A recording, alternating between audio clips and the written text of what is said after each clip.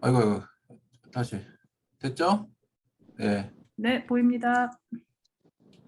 여러분 반갑습니다. 저는 오늘 오전에 TFC 손상의 관절경색 치료에 대해서 이제 강의해달라는 부탁을 받았는데, TFCC 해부학, 그리고 이학적 검사, 관절경학적 검사, 수술적 치료, 그리고 마지막으로는 척골 충돌 죽음과의 연관성에 대해서 간단히 언급을 하려고 합니다.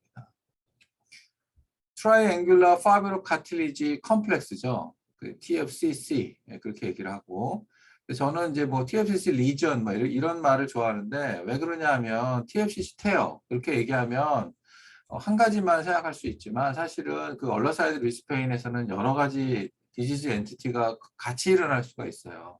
대표적으로는 나중에도 언급을 하겠지만, 우리가 얼라 인펙션이라는 거, 그거 자체도 TFCC 테어와 밀접한 연관이 있습니다. 그래서 거의 동시에 일어나는 경우가 많고, 그 다음에 이슈라는 리스테스 카피 얼라리스가 빠지는 거, 서브로세이션, 그다음에 루노트리케트랄 인스타빌리티. 결국 이제 얼라헤드가 자꾸 박아가지고 생기는 거예요. 네, 그래서 그런 것들이 동반될 수 있다, 이렇게 알고 계시면 될 것 같아요. TFCC 해부학을 보시면 이거는 이제 토시 나카무라의 조직학인데, 크게는 슈퍼피셜 파이버, 딥 파이버로 나눌 수가 있어요. 혹은 이제 아짜이는 프록시멀 파트, 디스탈 파트, 디스탈 파이버 이렇게 얘기하기도 하는데, 여기서 보시면 아래쪽 화살표, 즉 그 TFC라고 되어 있는 것 중에 포베아로 내려가는 이 부분을 디파이버라고 그러고, 이거는 포베알 인서션이라고 얘기를 합니다. 그 다음에 오른쪽에 스틸로이드 쪽에도 빨간색 화살표를 해놨는데, 그쪽으로 붙는 그쪽을 슈퍼피셜 파이버라고 하고, 그건 이제 조인트 캡슐과 연관이 돼 있다, 이렇게 얘기를 하고 있습니다. 뭐 파이버가 두 개로 있는 것도 중요하지만, 사실은 TFCC의 기능이 크게 한 두 가지, 물론 좀 더 있겠지만 있다는 것을 아는 것이 중요해요. 이거 내가 퀴즈로 냈는데 다 맞췄나? 맞췄는지 모르겠어요. 크게는 이제 오른쪽에서 보시면 이게 꼭 뭐처럼 보여요. 약간 해먹처럼 보이지 않아요? 해먹 알죠? 우리가 잠잘 때 이렇게.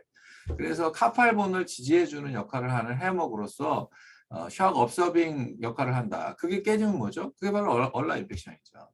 그리고 두 번째 역할은 라디올라 조인트, 디스탈 라디올라 조인트의 스테빌라이저스로 역할을 해요.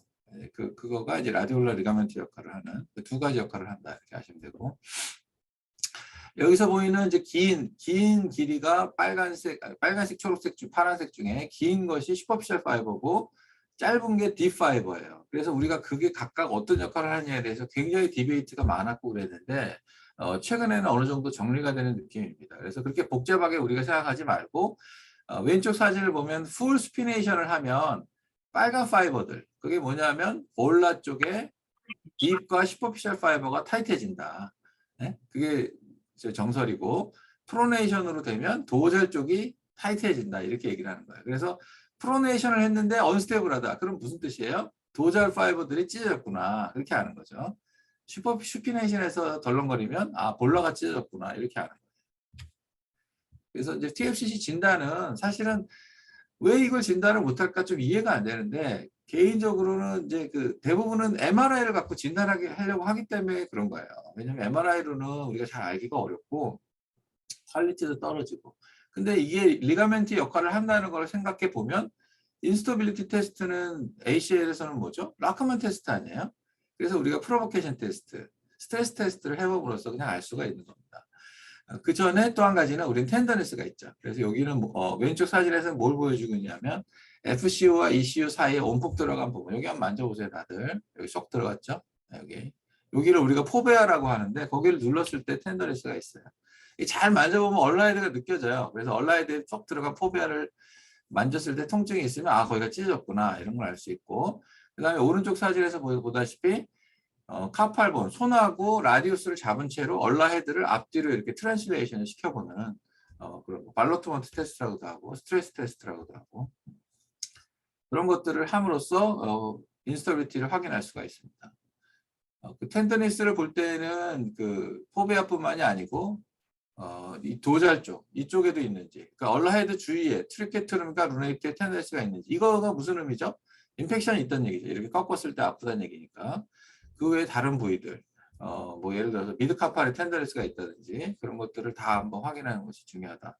그 다음에 ECU가 빠지는 것도, 나중에 동영상을 보여주겠지만 ECU가 빠지는 것도 확인을 해서 우리가 진단을 해야 되겠고, 이거 보시면 동영상인데 슈피네이션 상태에서 확인하는 거고요. 이거는 프로네이션 상태에서 확인하는 거예요. 근데 둘 다 인스타빌리티가 있죠. 이 환자는 남자인데 슈피네이션에 인스타빌리티가 있고요. 프로네이션은 없어요. 그 말은 뭐죠? 아, 볼러 쪽이 찢어졌구나. 이렇게 알 수 있는 겁니다. 근데 이제 이게 결국에는 사람들은 렉시티라는 게 있잖아요. 렉시티와 인스타빌리티는 종이 한 장 차이죠. 증상이 없으면 렉시티라고 그래요. 아무 문제가 없습니다. 그래서 원래 유연한 사람이 있기 때문에 항상 좌우를 비교해서 정상 쪽보다 조금이라도 늘어나 있으면 아, 이거 찢어졌구나. 이렇게 표현을 하는 겁니다. MRI로는 뭐 몇 가지 뭐 증거가 있는데 위에서 보이는 MRI처럼 라디우스에 비해서 얼라가 상대적으로 도잘로 서브로세이션 된 이런 정도로 갖고 아, 인스타빌리티가 있겠구나라는 걸 아는 거고, A와 B 그림에서 보면 이렇게 얇게 돼 있는 얼라에 대해 얇게 돼 있는 텐던이 보이잖아요. 이게 바로 ECU입니다. ECU. ECU가 이렇게 뭐죠? 스틸로이드를 오버해서 빠지는 이런 것들을 보면 간접적으로 우리가 알 수가 있고, C하고 D 사이에서 보는 것처럼 포베어 주위로 하이 시그널 인텐시티를 보이면서 뭐 약간 와이드닝도 있고 MRI 상으로 그렇게 보이겠죠. 근데 이제 그렇게 쉽게만 보이는 게 아니고 좀 복잡하게 보이는 경우가 훨씬 많습니다. 그래서 대표적으로는 이 센트럴 퍼포레이션, 즉 얼라 헤드와 루네이트 사이에 구멍이 나 있고 여기도 찢어져 있고 그다음에 포베아에도 찢어져 있는 이렇게 두 군데가 찢어져 있는 거를 컴플렉스 테어 패턴이라고 그러는데 이게 왜 생기는지 그거에 대해서는 제가 잠깐 또 언급을 해드리겠어요. TFCC는 이제 이학적 검사로 우리가 대충 MRI도 보고 그 다음에는 아스로스콥으로도 알 수가 있습니다. 그래서 아스로스콥을 들어가 보면 일단은 어디가 찢었는데 근데 사실은 찢은 걸 잘 알 수가 없어요. 관절경으로는. 그래서 우리가 간접적으로 알게 되는데 오른쪽 사진에서 보는 것처럼 이거는 이제 훅 테스트라 그래가지고 갈고리로 걸어가지고 이렇게 들어보는 거죠. 이렇게 들었을 때 D5가 찢어졌으면 좀 잘 들릴 것이다. 뭐 이렇게 표현할 수도 있고, 드랙 테스트라고 해서 이렇게 밀어보는 경우도 있고, 트램폴린이라고 해서 이렇게 트램폴린처럼 통통통통 쳐보는 경우도 있고, 뭐 여러 가지 이름을 붙였습니다만 하여튼 간접적인 방법으로 그런 어떤 TFCC의 스테빌리티를 좀 확인하겠다 이런 얘기가 되고, 관절경의 장점은 또 뭐가 있겠어요? 그 루네이트와 트리케트룸 카틸리지가 이렇게 웨어가 있는지 그런 것들을 알 수 있겠죠. 그런 건 뭘 의미하죠? 아, 인펙션이 있구나, 좋지 않구나. 네, 그런 것들을 알죠. 그러면 이제 쇼트닝을 같이 해주는 이런 상황이 됩니다. 관절경을 보면 이렇게 보이는데 이건 급성기에 본 거예요. 디스탈 라디스 프랙처에서.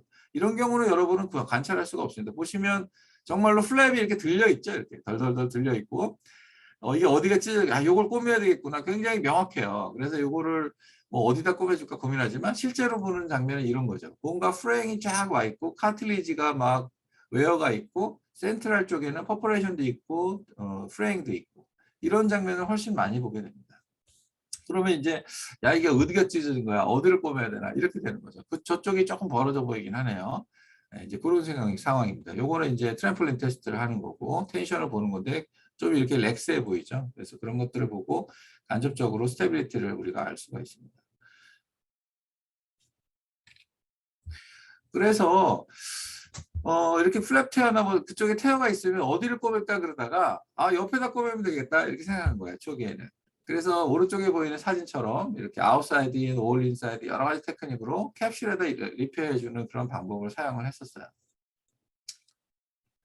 그랬는데 이제 그거를 이제 도식화하면 이렇게 되는 거죠. 그래서 왼쪽이 원래 TFC 생긴 모양인데 뒷포션에 그 포비아 어태치를 해결하지 않고 옆으로만 캡슐라 리페어만 함으로써 좀 좋지가 않았어요. 그래서 보통은 이제 2000년대 후반까지는 관절경적 방법을 이런 거를 많이 보고가 됐는데 푸어가 10에서 14% 정도 나오면 꽤 좋지는 않은 거죠. 그래서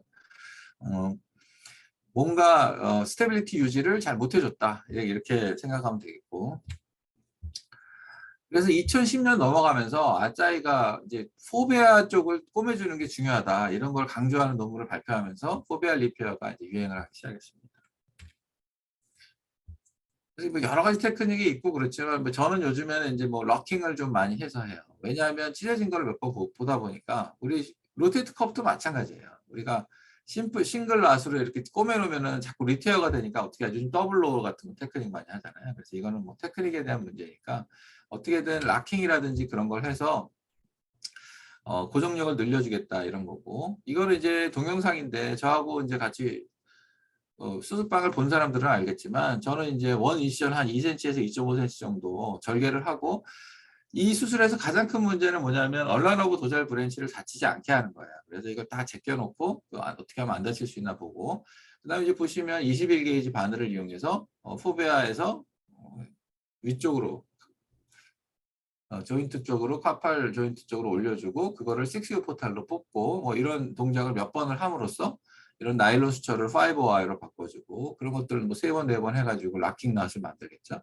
그렇게 한 다음에 이제 포베아에다가 푸시락 앵커 같은 수채 앵커를 이용해서 고정을 해주면 이제 완료가 되는 이런 겁니다.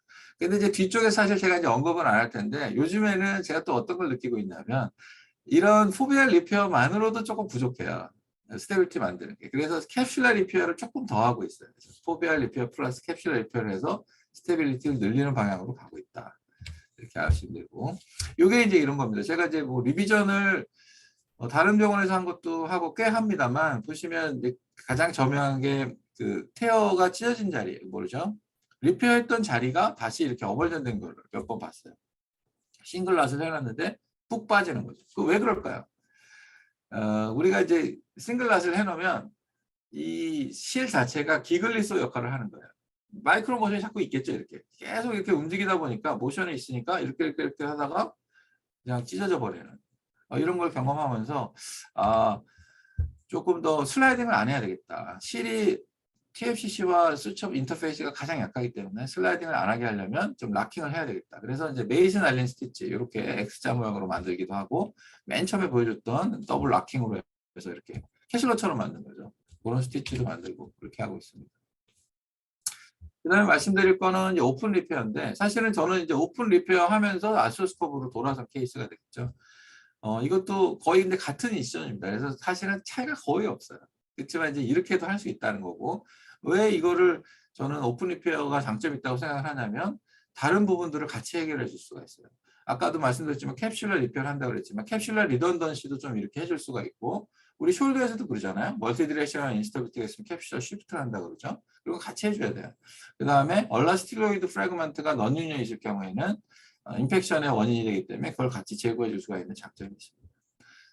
과거에는 뭐 도잘 어프로치, 볼러 어프로치 둘 나눠서 하기도 했습니다만 제 생각에는 우리가 다치는 메커니즘을 생각해 봤을 때는 손을 짚고 넘어지면 볼라 속에서 이렇게 찢어지잖아요.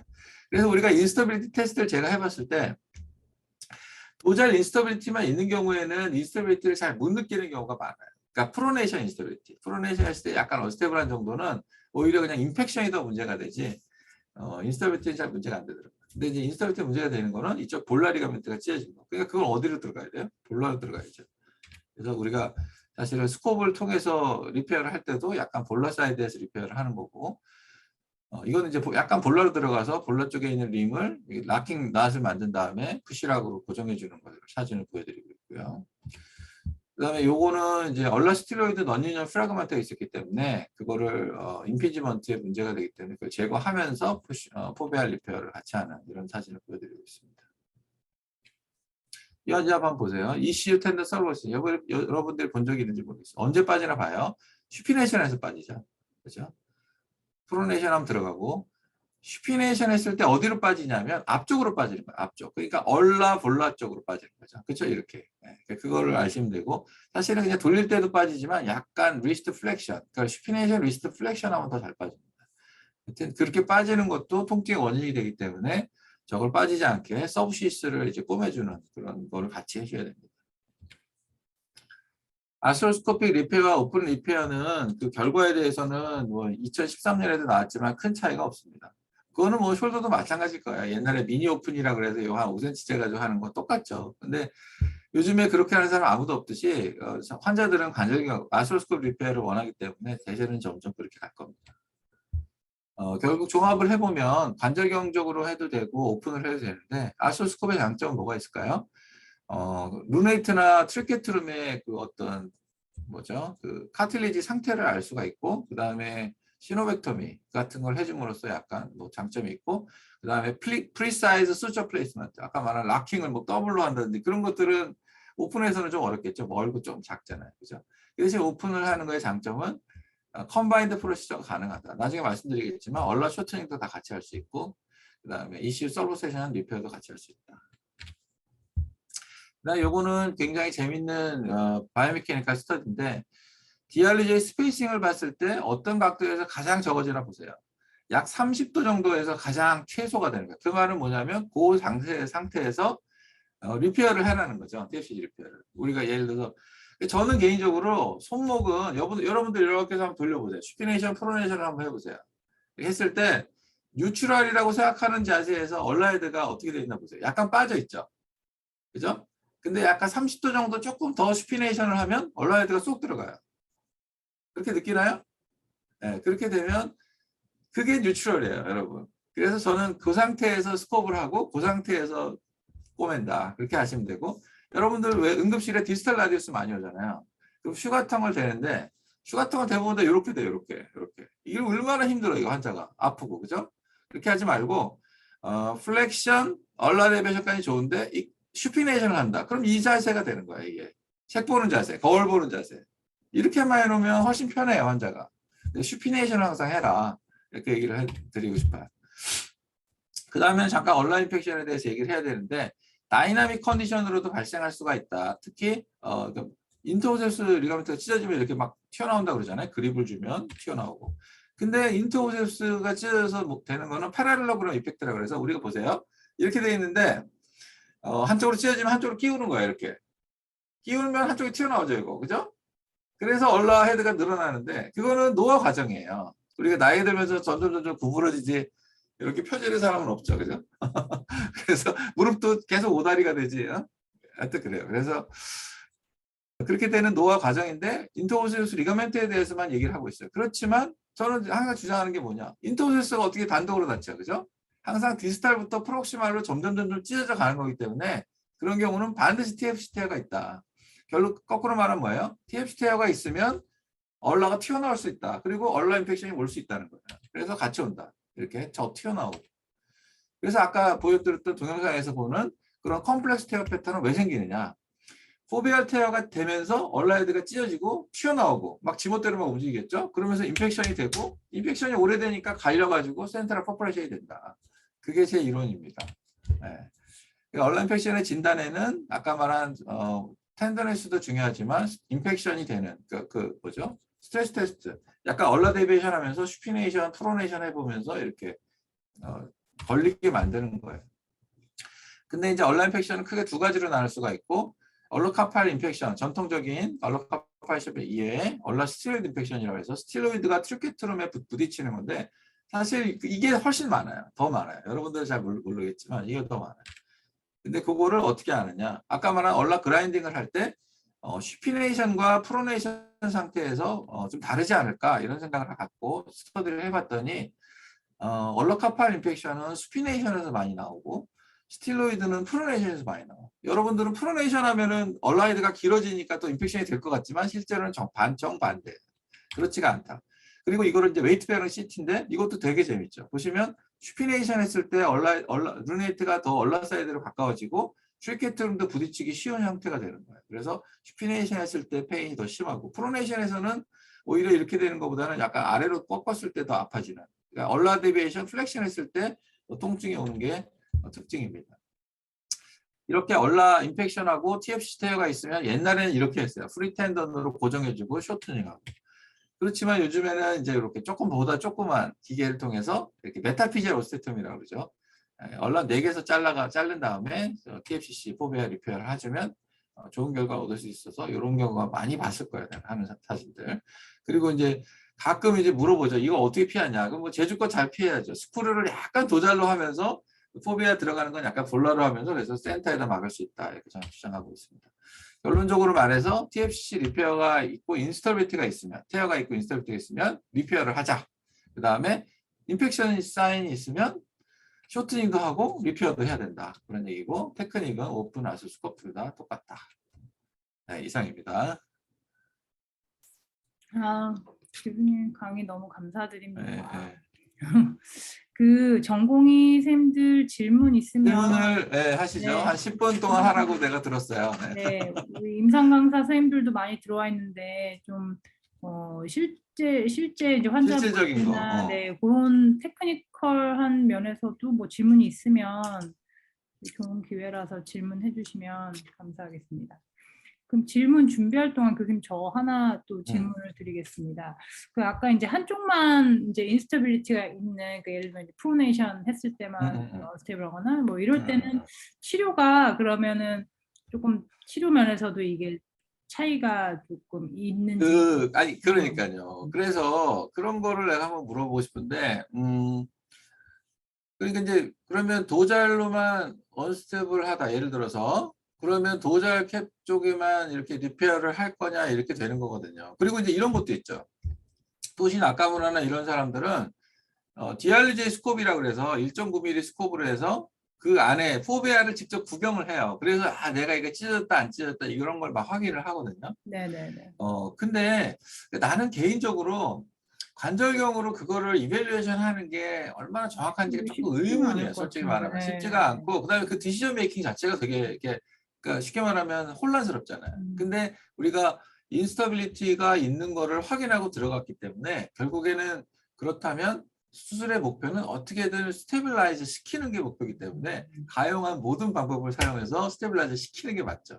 그래서 저는 그 인트라오피의 어떤 소견과는 상관없이 어떻게든 포비아 쪽도 루틴으로 꼬매고 캡슐도 좀 많이 꼬매주고 이렇게 하고 있어요.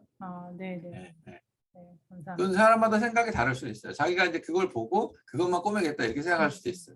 이게 이런 거랑 비슷하지. 예를 들어서 늑개르병이 있는데 EPB 핑케스타인이 나와서 EPB만 있는 것 같아. 그럼 나 EPB만 릴리즈하고 나올래. 약간 이런 느낌이거든. 그러니까 애매하죠, 근데. 예, 그랬을 때 안 좋아지면 어떡해. 그러니까 다 하고 나와야지. 약간 이런 느낌이죠. 예. 다들 좋아. 네. 질문 좀 해주세요. 나가면 TFCC 테어가 굉장히 많아요. 여러분들 이거 왜 잘 나는 관심이 없는지 이해가 안 되는데, 이게 내가 당신들 레지던트 지금 하는, 내가 지금 한 1990년대 말 20년 전 25년 전에 로테이트 커버가 똑같아요. 그때도 잘 몰랐어요. 로테이트 커버 어떻게 하는지도 모르고 한 대여섯 명 교수들이 나와서 리페어한다고 그러고 막 그러고 다니던 시절이거든 그게. 지금 질문이 올라왔습니다. 예, 말씀하세요. 대전성모병원 사연처 김재훈 선생님이 올려준 건데요. 그 디스탈 레디우스 프랙처와 동반된 TFCC 인저리에 대해서 궁금한 것 같습니다. 그래서 그런 경우 상당히 많은데 그 처음에 이제 이런 경우에 진단적으로 이제 수상시 MRI 등을 찍는지 아니면 급성기에 좀 적극적으로 TFCC 리페어를 하시는지 궁금하다고 질문. 그래요. 좋은 질문입니다. 그 문헌상으로는 디스탈 라디스 프랙처랑 TFC 테어가 동반될 때 많으면 40%까지도 동반이 된다고 합니다. 근데 우리가 골절 수술 볼러 플레이팅 많이 하잖아요. 그런 다음에 실제로 그럼 디알리제 인스타빌리티가 있어가지고 그거에 대해서 문제가 되는 사람이 몇 퍼센트 될 것 같아요? 거의 없어요. 거의. 왜 그럴까요? 이게 이런 거예요. 잘 보세요. 좋아, 이렇게 돼 있어. 이게 라디우스예요. 라디우스가 부러져가지고 이렇게 돼가지고 이렇게 좀 벌어져 있잖아요.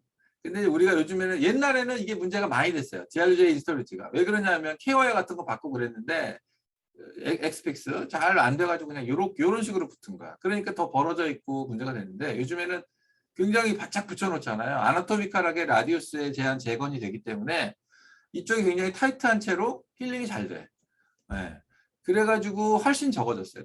인스타빌리티 프로그램이 훨씬 적어졌고, 또 한 가지 두 번째는 뭐냐면, 우리가 일반적인 리가멘트 인절이랑 프랙처랑은 완전히 힐링 프로세스가 달라요. 그 말은 뭐냐면 골절이 되면 출혈이 심해. 피도 많이 나고 스카가 많이 생겨요. 그래가지고 오히려 스티프니스가 문제가 되지 인스타빌리티가 문제가 잘 안 돼. 네. 그래서 의미가 없다 이렇게 된 거예요. 왜냐하면 보면 다 있는데 스카프르네이트도 보면 다 있어. 그거 뭐 다 해? 언제 그걸 다 해? 그죠? 그래서 나중에 문제만 되면 해도 되겠다 이렇게 생각해서 요즘에는 그렇게 안 하죠. 네. 그럼 교수님 혹시 수술하시지 않고 그 컨저버티브 트리트먼트 하는 경우에도 그러면은 혹시 뭐 스플린팅 방법을 따로 그렇게 하거나 그런 게 있으신가요? 그러니까 아까도 잠깐 말씀드렸지만 가급적이면 슈피네이션 시키는 게 좋겠다는 뜻이에요. 네. 그래서 저는 롱암으로도 슈피네이션해서 되거든요. 근데 되게 롱암으로도. 재밌는 게 뭐냐면 네네. 우리가 세미 슈피네이션이 좋은 자세라고 생각해서 세미 슈피네이션 좀 되죠라고 우리 레드쌤한테 얘기하면 이렇게 되죠. 뉴트럴로 돼. 풀 슈피네이션해서 돼. 그렇게 얘기하면 이 정도 돼요. 네, 그래서 풀 슈피네이션 하려고 노력을 하면 한 세미 슈피네이션 정도 된다. 그 정도가 제일 편안한 자세예요, 환자들. 여의도 성모병원 4년차 황진욱 선생님이 질문을 올라왔습니다. 그 수술방에서 TFCC 리페어를 한 이후에 그 리페어가 잘 됐는지 어떻게 죄송합니다. 아느냐? 인천 성모 4년차 선생님 네, 질문부터 네, 하겠습니다. 네. 그 TFCC 인절이 의심돼서 아스로스콥을 했는데 파인딩에서 트램폴린은 포지티브인데 훅 테스트에서 네거티브면 데브리망 정도만 하면 추후에 스카 티슈처럼 힐링이 되는지 그 리페어하는 그러니까 궁금해합니다. 그게 그렇게 아까 같은 얘기고 그걸로 이제 판단을 해서 야 이건 양성 이건 음성 이제 어떡하냐 막 이러면서 그 안에서 이제 고민이 많아지는 거야. 근데 여러분 저를 어떻게 보세요? 저는 고민이 없게 노력하는 사람이에요. 되게 인생을 심플리파이 하려고 노력하고 알고리즘을 최소화시키려고 하는 거예요. 그게 그렇게 고민이 되면 이 다음에는 헷갈려서 못해요. 뭘 어떻게 해야 될지 모르는 거예요. 근데 내가 확실한 건 뭐냐? 내가 사실 슬라이드 한 장을 뺐는데 되게 재밌는 논문 하나가 있는 게 뭐냐면 미국에서 리비전 리스트 아시오스콥을 한 케이스를 비교를 해서 그런 프라이머리를 해서 잘못된 게 뭐였냐를 봤거든요. 3분의 1은 뭐였냐면 unrecognized dynamic 얼라인펙션 즉 얼라인펙션이 해결이 안 된 사람 1번 2번은 뭔지 알아요? 계속 persistent dialog의 instability예요. 무슨 얘기인지 아시겠어요? 그 두 개만 해결하면 되는 거예요. 그래야 말이 안 나온다고. 덜렁거리지 않게 하는 게 우리의 지상 과제라고요. 네? 근데 여러분이 생각하기에 괜찮을 것 같은데 안 할 이유가 뭐 있나? 거꾸로 얘기해보자. 그러면 스코프까지 들어와서 시로벡터미 했는데 그거 리페어하는 거 15분밖에 안 걸리는데 안 할 이유가 뭐 있어? 그죠? 네. 처음에 15분보다 더 걸려서 그런 것 같습니다. 하여튼 그런 거야. 네. 그런 의미예요. 그런 의미예요. 네, 근데 마지막 질문하고 끝내도록 하겠습니다. 여의도 성모병원 4년차 황진욱 선생님이 질문했는데요. 수술방에서 TFCC 리페어한 이후에 이제 프로버 같은 걸로 텐전을 확인하시거나 하실 것 같은데 혹시 수술 후에 신체 검사 따로 뭘 하면 좋은지 그렇게 좀 알려달라고 질문. 수술 후에 신체 검사? 그게 무슨 수술 후에 인스타빌리티가 이제 인스타빌리티 그거는 당연히 이렇게 해서 확인을 해보죠. 네. 슈피네이션 프로네이션에서 아까 보여준 그런 스트레스 테스트를 해서 짱짱하네요 이렇게 확인을 합니다. 그러니까 그거에 익숙해져야 돼요. 여러분들은 제가 볼 때는 피지컬 이그제미네이션으로 TFCC를 진단한다. 그렇게 아셔야 돼요. 네. 다른 관절도 이학적 검사가 중요하지만 제가 볼 때는 TFCC만큼 중요한 게 없어요. 근데 그거를 MRI로 자꾸 접근하니까 이게 해결이 안 되는 문제가 되는 거예요. MRI에서 어디가 찢어졌지? 아니면 하얗게 보이네? 이런 걸 찾다 보면 MRI는 어떻게 생각해요? 굉장히 예민한 검사잖아요. 네? 여러분 발목 안 삔 사람 있나? 없죠. 손목 안 삔 사람 있을까? 손목 문제 없는 사람 있을까? 다 있어요. 그 MRI 찍으면 다 허옇게 보여. 그럼 다 꼬매야 되나? 그렇죠. 이상하죠.